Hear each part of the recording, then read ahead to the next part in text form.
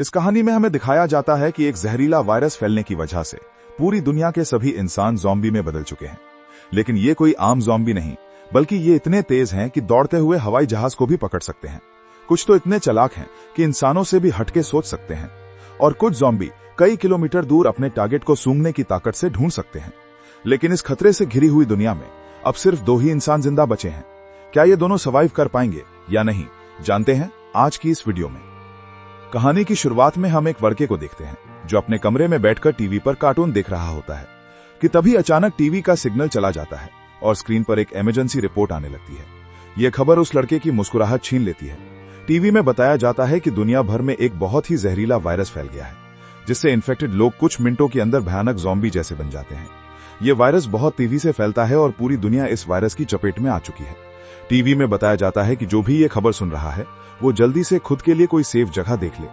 लड़का ये सब देख ही रहा होता है कि अचानक ऊपर के कमरे से अजीब तरह की आवाज आती है। वो आवाज सुनकर लड़के के गले में सांसें अटक जाती हैं। लड़का धीरे धीरे ऊपर जाकर देखता है तो पता चलता है कि ये उसकी बड़ी बहन का मजाक था। उसके बाद ये दोनों लड़के अपनी माँ के कमरे की तरफ जाते हैं और वहां जाकर ये देखते हैं कि उनकी माँ बहुत परेशान है। वो अपने हस्बैंड को फोन करके इस सिचुएशन के बारे में बताती है। उसका हस्बैंड, जो एक पायलट है, वो अपने बच्चों और वाइफ को बताता है कि हर तरफ ये वायरस तेजी से फैल रहा है, इसलिए तुम सब घर पर मेरा इंतजार मत करो और जल्दी से किसी तरह करके इस शहर से दूर निकल जाओ।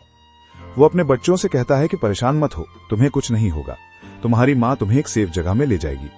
वो अपने हाथ में पहना हुआ लकी ब्रेसलेट अपने बच्चों को दिखाता है, जो कि ये ब्रेसलेट उसकी बेटी एबिगेल ने बनाया था।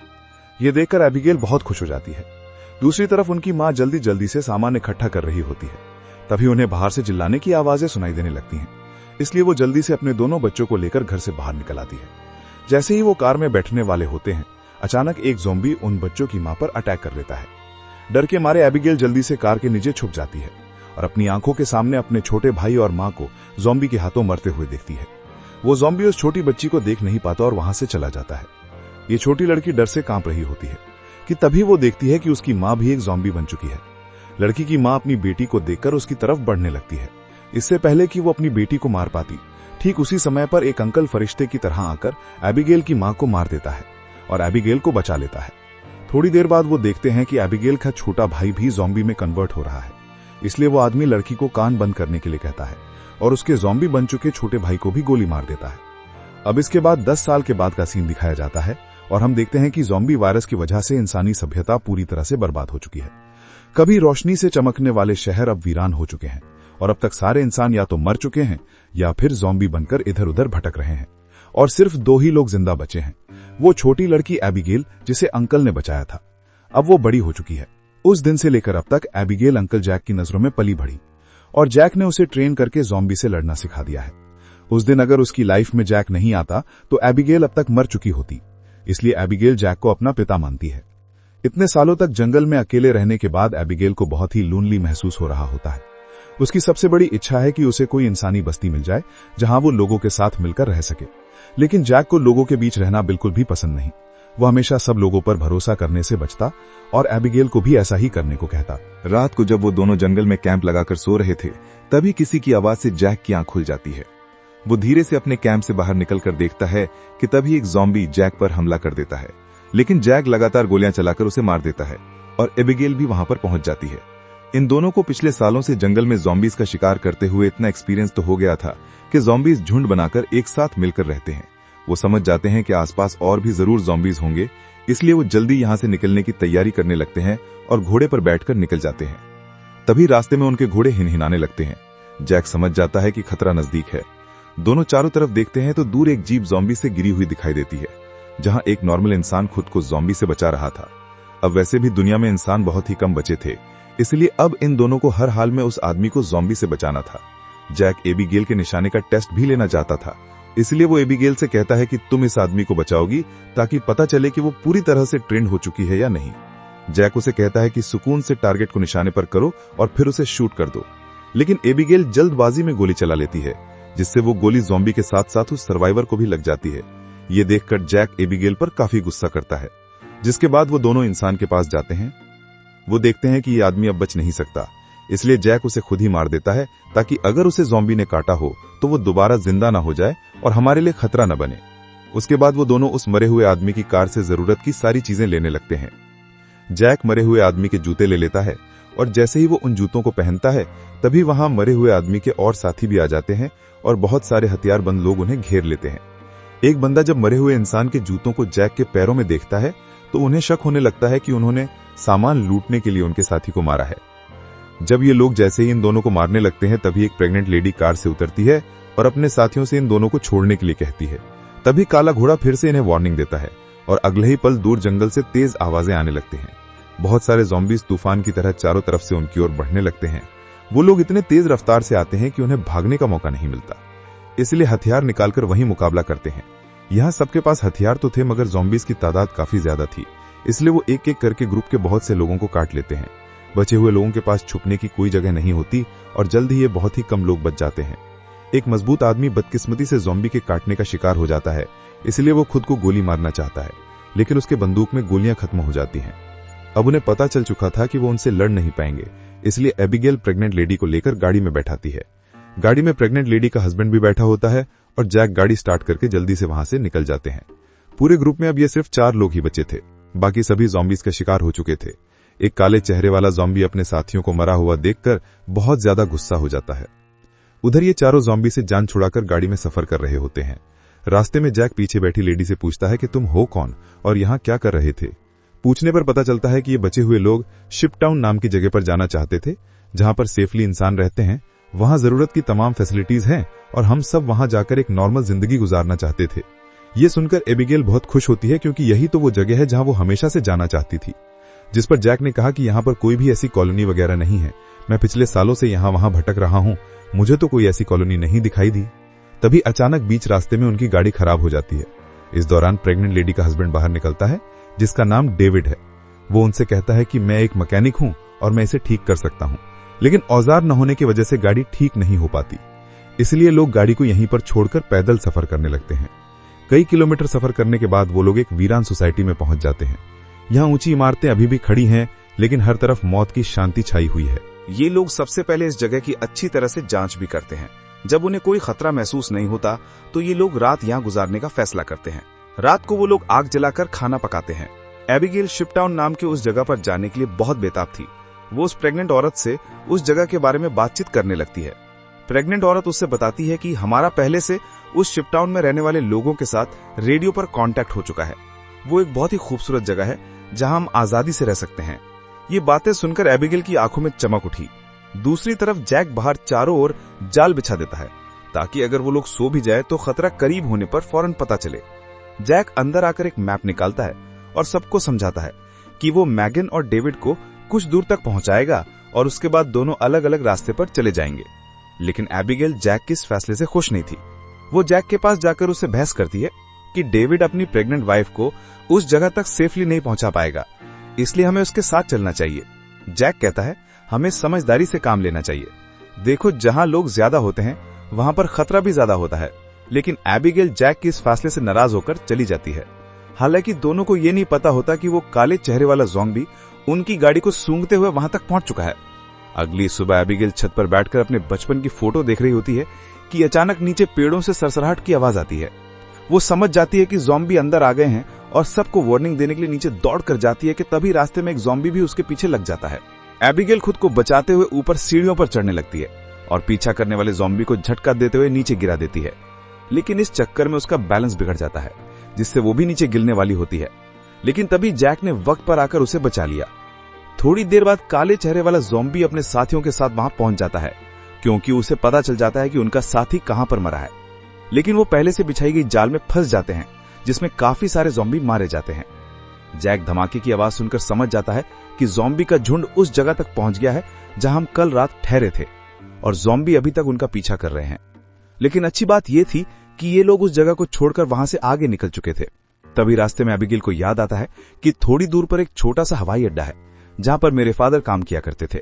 शायद वहां कुछ हवाई जहाज बचे हों जिससे हम आसानी से शिपटाउन तक पहुंच सकते हैं। लेकिन जैक कहता है अगर हम एयरपोर्ट गए तो वो एक खुली जगह है और अगर वहां ज़ॉम्बीज ने घेर लिया तो वहां हमारे पास जान बचाने का कोई रास्ता नहीं होगा और मुश्किल है कि हमें वहां एरोप्लेन भी मिल जाए। लेकिन एबिगेल के बार बार कहने पर वो वहां जाने के लिए मान जाता है। जिसके बाद ये लोग एयरपोर्ट आ गए, लेकिन यहाँ पर कोई भी एरोप्लेन नहीं था। जैक कहता है, देखा, मैंने कहा था यहां पर कोई भी एरोप्लेन नहीं होगा। लेकिन जब वो लोग वहां पर एक छोटे से गराज में पहुंचते हैं तो गराज का दरवाजा खोलते ही लकीली वहां उन्हें एक छोटा एरोप्लेन मिल जाता है। ये देखकर ये लोग बहुत खुश हो जाते हैं क्योंकि अब उनका शिप टाउन तक पहुंचने का रास्ता आसान हो गया।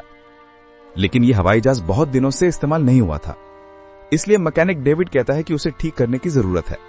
ज्यादा नहीं, मैं उसे 5 से 7 मिनट के अंदर ठीक कर दूंगा। जब तक डेविड एरोप्लेन को ठीक करता तब तक जैक और एबिगेल एयरपोर्ट में कुछ काम की चीजें ढूंढने लग जाते हैं।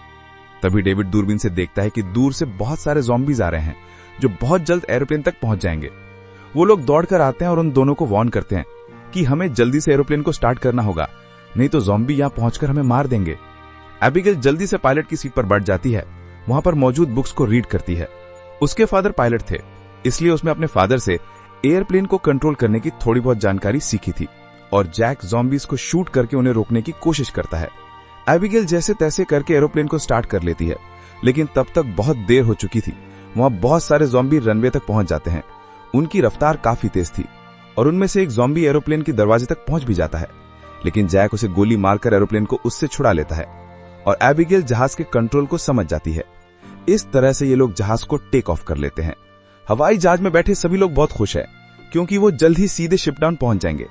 लेकिन ये खुशी थोड़ी ही देर की मेहमान थी। जैसे ही ये लोग थोड़ा सा आगे गए तो अचानक जहाज के इंजन में से धुआं निकलने लगा, क्योंकि ये जहाज पिछले सालों से हवा में सफर नहीं कर पाया था, इसीलिए इसका इंजन ब्लास्ट हो जाता है और प्लेन नीचे की तरफ जाने लगा। जैक समझदारी से काम लेते हुए एरोप्लेन का एक पेड़ में क्रैश लैंड करता है, जिससे उन्हें थोड़े बहुत चोट तो आ जाते हैं पर उनकी जान बच जाती है।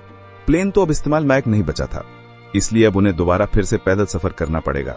काफी दूर तक पैदल चलने के बाद वो लोग एक सुनसान रेलवे स्टेशन तक पहुंच जाते हैं। रात हो चुकी, ये लोग आसपास खतरा चेक करते हैं। जब उन्हें कोई भी ज़ॉम्बी नहीं नजर आता तो ये लोग यहीं पर रात गुजारने का फैसला कर लेते हैं। वो लोग मैप पर अपना लोकेशन देखते हैं, जिससे उन्हें पता चलता है कि अब ये लोग शिप टाउन से सिर्फ दिन की दूरी पर हैं। यहाँ वो प्रेग्नेंट लेडी जैक के पास आती है और जैक का शुक्रिया अदा करती है। वो जैक से कहती है कि अगर तुम ना होते तो हम कभी भी यहाँ तक नहीं पहुँच पाते। ये सुनते हुए जैक को भी मैगन से हमदर्दी होने लगी। वो उसे अपनी स्टोरी सुनाता है कि आज 6 साल पहले जब ये ज़ॉम्बी वायरस शुरू हुआ था तो उसे सबसे पहले अपनी पत्नी को जान से मारना पड़ा, क्योंकि वो उसे काटने आ रही थी। इसीलिए तब से लेकर आज तक उसके अंदर का इंसान कहीं मर सा गया है। अब इस दुनिया में सिर्फ उसके पास एबिगेल ही है, जिसे वो हर एक कीमत पर जिंदा रखेगा। और जैक मैगन से ये भी कहता है कि अब उसका इरादा बदल चुका है। मैं अब सबसे पहले तुम्हें शिपटाउन तक पहुंचाऊंगा, जिसे सुनकर मैगन बहुत खुश हो जाती है। दूसरी तरफ हम देखते हैं कि मैगन का हस्बैंड डेविड अपने सर पर गन रखकर खुद को मारने की कोशिश करता है। दरअसल उसके पैर में एक ज़ॉम्बी ने काट लिया था, लेकिन अभी तक डेविड ज़ॉम्बी नहीं बना था, क्योंकि वो घाव बहुत ही छोटी है, इसीलिए उसके ज़ॉम्बी बनने की रफ्तार काफी स्लो चल रही है। अब उसने फैसला किया कि वो अपनी पत्नी मैगन को इस शिपटाउन तक पहुंचाकर खुद को उससे दूर कर लेगा। अगली सुबह ये चारों फिर से अपना सफर जारी रखते हैं। तब रास्ते में जैक को डेविड की हरकतें कुछ अजीब लगने लगती हैं। जैक समझ गया कि ये इन्फेक्टेड है, इसीलिए वो उसे पकड़कर एक खाली जगह में ले जाता है जहां उसकी वाइफ और एबिगेल नजर नहीं आती। वो डेविड की पीठ को ऊपर करता है और उसे ज़ॉम्बी का काटा हुआ निशान नजर आ जाता है। अब जैक को ये बात कंफर्म हो चुकी थी कि डेविड जल्द ज़ॉम्बी बनने वाला है। जैक उससे कहता है कि बताओ, तुम खुद से मरना पसंद करोगे या फिर मैं मारूं? डेविड कहता है, मैं किसी को नुकसान नहीं पहुंचाऊंगा और अगर ऐसी नौबत आ भी गई तो मैं खुद को ही मार दूंगा। इसीलिए वो डेविड को छोड़ देता है। चलते चलते रात हो जाती है और आगे उन्हें एक घर दिखाई देता है। जैक बंदूक तानकर आगे बढ़ने लगता है। तभी अचानक एक तेज लाइट चमकती है और उन्हें स्पीकर के जरिए से कहा जाता है कि अपनी वेपन्स नीचे रख दो, वरना गोलियों से छलनी कर दिया जाओगे। अब उन्हें पता चल जाता है कि अंदर कोई इंसान ही है। एबिगेल आगे बढ़ती और कहती है कि हमारा यहाँ आने का मकसद किसी को नुकसान पहुंचाना बिल्कुल भी नहीं है, बस हमें मदद चाहिए। तभी उस घर का मालिक बाहर आता है। वो कहता है कि तुम लोगों को यहाँ ढेर सारा खाना और रात गुजारने दिया जाएगा, मगर एक शर्त पर, तुम सबको अपनी बंदूकें बाहर ही छोड़नी होंगी। जब ये लोग अपने वेपन्स बाहर छोड़ देते हैं तो वो आदमी उन्हें घर के अंदर ले जाता है। ये आदमी सबको घर के अंदर वेलकम करते हुए बताता है कि मैं एक साइंटिस्ट हूँ, मैं यहाँ पर अकेला रहता हूँ। अगर मैं चाहता तो यहाँ से जा सकता था, लेकिन ऐसी जगहों पर मुझे रिसर्च करने में आसानी होती है।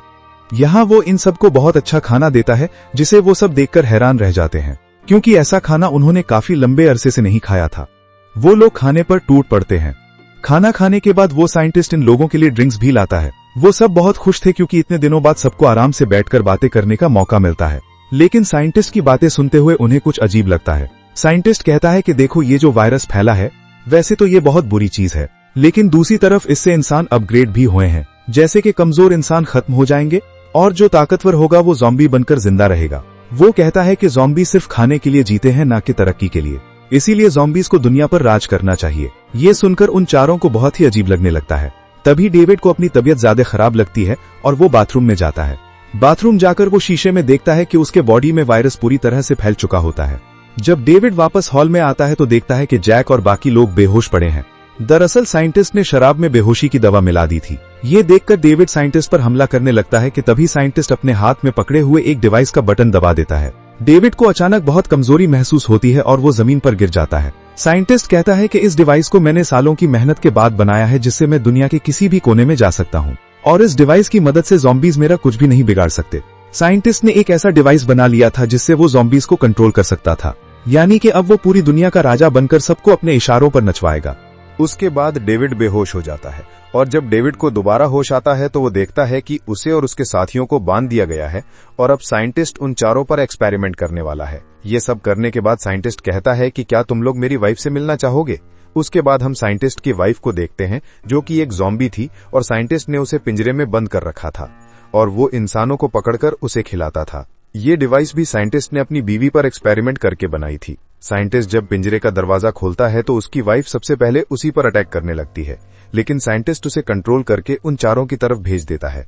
वो जैक पर हमला कर देती है, लेकिन वो उसे लात मारकर पीछे धकेल देता है। लेकिन तभी डेविड वायरस की ताकत से रस्सी तोड़ देता है और अपने बाकी साथियों को भी छुड़ा देता है। घर का मालिक खतरा भांपकर तुरंत भाग जाता है। उसके बाद वो चारों भी अपना सामान लेकर जल्दी से बाहर निकल आते हैं। लकीली बाहर उन्हें साइंटिस्ट की गाड़ी मिलती है और ये चारों उसी में बैठकर जंगल की तरफ निकल जाते हैं। लेकिन साइंटिस्ट हार नहीं मानने वाला था। वो अपने डिवाइस के जरिए ज़ॉम्बी के झुंड को कंट्रोल करके उनका पीछा करवाता है। जैक गाड़ी की स्पीड को बढ़ाकर ज़ॉम्बीज को काफी पीछे छोड़ देता है, लेकिन आगे का रास्ता बंद था। अब उनके पास पैदल जाने के अलावा और कोई चारा नहीं है। थोड़ा सा आगे पैदल चलने के बाद ज़ॉम्बी दोबारा उन तक पहुंच जाते हैं। डेविड जान जाता है कि उसके पास ज्यादा वक्त नहीं है, वो कुछ ही देर बाद ज़ॉम्बी बन जाएगा। इसलिए वो उन लोगों से आगे बढ़ने को कहता है और खुद पीछे रहकर ज़ॉम्बी को रोकने का फैसला करता है। लेकिन उसकी वाइफ उसे जाने नहीं देना चाहती थी, जिस पर डेविड कहता है कि तुम्हें हमारे बच्चे के लिए जिंदा रहना होगा और ये सब मैं अपने आने वाले बच्चे के लिए कर रहा हूँ। उसके बाद डेविड ज़ॉम्बी से लड़ पड़ा और बड़ी बहादुरी से उनका सामना करने लगा। काफी देर तक वो ज़ॉम्बीज उसको रोक लेता है और उसके साथी ज़ॉम्बी से काफी दूर चले जाते हैं। लेकिन तभी एक ज़ॉम्बी आकर डेविड को मार देता है। जैक मैगन को गोद में लेकर आगे की तरफ बढ़ता है और फाइनली ये लोग उस जगह तक पहुंच जाते हैं जहां पर इंसानों की बस्ती थी। एबिगेल मदद मांगने के लिए चिल्लाने लगती है क्योंकि उनके पीछे बहुत सारे ज़ॉम्बी थे। ऊपर टावर पर बैठे 2 पहरेदारों ने उन्हें देख लिया और वो अब स्नाइपर से ज़ॉम्बीज को शूट करके उन्हें कवर देने लगे। जल्द ही उन लोगों के लिए एक बोट भी भेजी जाती है और ये तीनों उस बोट में बैठकर शिप टाउन के अंदर पहुंच जाते हैं। काले चेहरे वाला ज़ॉम्बी अपने साथियों को आगे बढ़ने से रोकता है क्योंकि आगे पानी का रास्ता है और वो उसे पार नहीं कर सकते थे। दूसरी तरफ मैगन की डिलीवरी होने वाली थी और उसे तुरंत इलाज की जरूरत थी। अच्छी बात यह है कि यहाँ डॉक्टर और हॉस्पिटल की फैसिलिटी भी मौजूद है। अगली सुबह हम देखते हैं कि इस जगह को कई बड़े जहाजों से जोड़कर एक टाउन बनाया गया है जिसके चारों तरफ पानी है। जैक एबिगेल से कहता है कि अब हमें यहाँ से जाना चाहिए, लेकिन एबिगेल ने यहीं रहने का फैसला कर लिया है। उसे लोगों के बीच रहने में बहुत मजा आ रहा है। इसी बात पर दोनों में बहुत झगड़ा होता है। तभी एक डॉक्टर आती है और बताती है कि मैगन ने एक बेटी को जन्म दिया है, लेकिन खून ज्यादा बहने की वजह से वो शायद ज्यादा दिन नहीं जी पाएगी। ये सुनकर जैक कमन उदास हो जाता है। वो जल्दी से हॉस्पिटल के कमरे में जाता है। मैगन बहुत कमजोर हो चुकी है और वो अपनी बेटी को जैक के हवाले करना चाहती है और वो चाहती है कि वो भी एबिगेल की तरह बड़ी हो। जैक को अपनी मरी हुई वाइफ की याद आती है और मैगन की बेटी को अपने पास रखने के लिए तैयार हो जाता है। इधर एबिगेल एक हैंडसम लड़के के साथ एंजॉय कर रही होती है। उसने कभी सोचा भी नहीं था कि इतने सारे लोग एक साथ बैठकर शराब पी सकते हैं और खूबसूरत संगीत पर जमकर नाच गा सकते हैं। इसलिए उसका यहीं रुकने का इरादा और भी पक्का हो जाता है। थोड़ी देर बाद एबिगेल उस हैंडसम लड़के को चुपके से एक कैबिन में जाते हुए देख लेती है। उसे देखकर वो भी अंदर चली जाती है। वहां पहुंचकर वह देखती है कि ये कैबिन पूरी तरह से तारों और बमों से भरा हुआ है। वहां एक वायरलेस स्विच भी लटका हुआ होता है। जैसे ही वो उस स्विच को टच करती है तभी वो लड़का भागकर आता है और बताता है कि उन्होंने शिप टाउन के नीचे बम लगाए हैं। अगर कभी ये जगह खतरे में पड़ती है तो लोग उस रास्ते से भाग जाएंगे और बाहर से इस जगह को उड़ा देंगे। लेकिन दोनों को बिल्कुल भी अंदाजा नहीं होता कि ये दिन इतनी जल्दी आ जाएगा। वो साइंटिस्ट गुस्से में वहां तक भी पहुंच जाता है। वो देखता है कि इन लोगों ने बहुत सारे ज़ॉम्बीज को मार दिया है जिनके सहारे वो इस दुनिया पर राज करना चाहता है। वो अपने कंट्रोल डिवाइस के जरिए उस काले चेहरे वाले ज़ॉम्बी राजा को अपने कंट्रोल में कर लेता है। साइंटिस्ट की मदद मिलने के बाद शिप टाउन के नीचे का पानी अब उन्हें नहीं बचा सकता था। बहुत सारे ज़ॉम्बीज पानी के नीचे से उन शिप्स पर पहुंच जाते हैं और लोगों पर अचानक अटैक कर लेते हैं, जिनमें से बहुत से लोग मारे जाते हैं। लोगों के बीच हलचल मच जाती है। इधर जैक को भी इस बात का पता चल जाता है कि ज़ॉम्बीज ने अटैक कर लिया है। जैक को एबिगेल की चिंता होने लगती है और वो उसे ढूंढने लग जाता है। वो ज़ॉम्बीज को मारते हुए आगे बढ़ता है और आखिरकार वो एबिगेल को ढूंढ लेता है। दूसरी तरफ सन की साइंटिस्ट भी शिप पर पहुंच जाता है और एबिगेल को पंच मारकर नीचे गिरा देता है। ये देखकर जैक गुस्से में आकर साइंटिस्ट की तरफ दौड़ने लगता है कि तभी एक ज़ॉम्बी बीच में आकर उसे धक्का देकर नीचे टैंक में फेंक देता है और वहां वो साइंटिस्ट भी पहुंच जाता है और जैक से बदला लेना चाहता है।